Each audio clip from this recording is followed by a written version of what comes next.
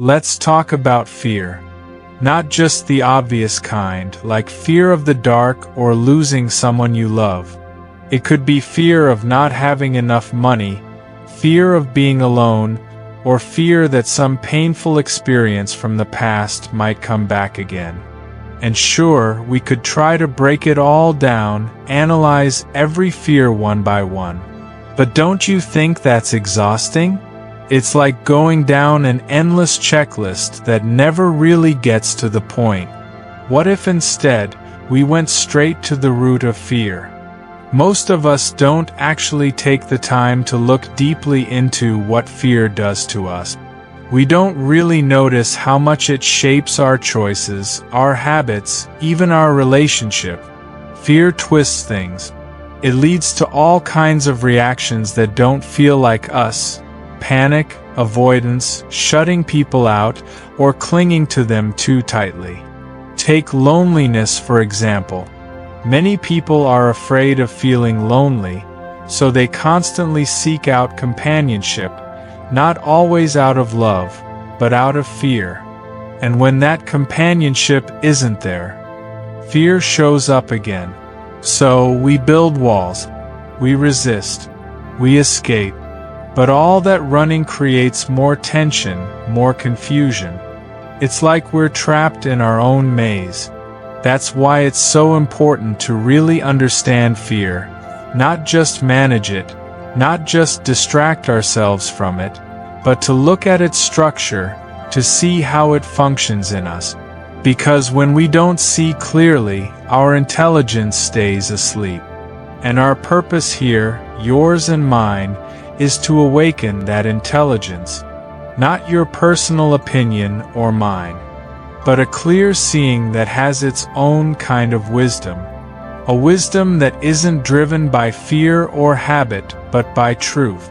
So the big question is, are we willing to go that deep? To not just scratch the surface of fear, but to get to the bottom of it, to be free of it? Not just the fears we know about, but the ones that are buried deep down? Dealing with the fears we're aware of, that's doable. But what about the ones we've hidden from ourselves? Those are tougher. They don't show up as obvious fears. They hide behind our reactions, our overthinking, our discomfort. So how do we look at those? Some people say, well, that's where therapy comes in. You analyze, go through your dreams, talk it out, figure it all out piece by piece. But here's something to consider. Does analysis really set you free? Think about it. The more you analyze, the more material you seem to find. It can go on forever. You can spend your whole life dissecting your fears and still feel stuck.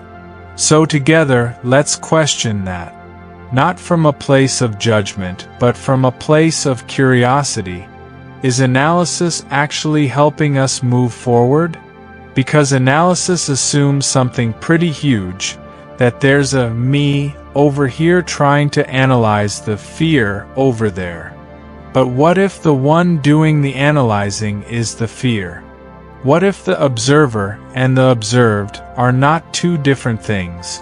If we see them as separate, we create a division inside ourselves. And where there's division, there's conflict.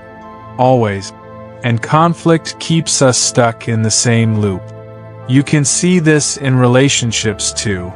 Two people come together, but they carry images of each other, expectations, memories. They don't see each other as they are in the present moment.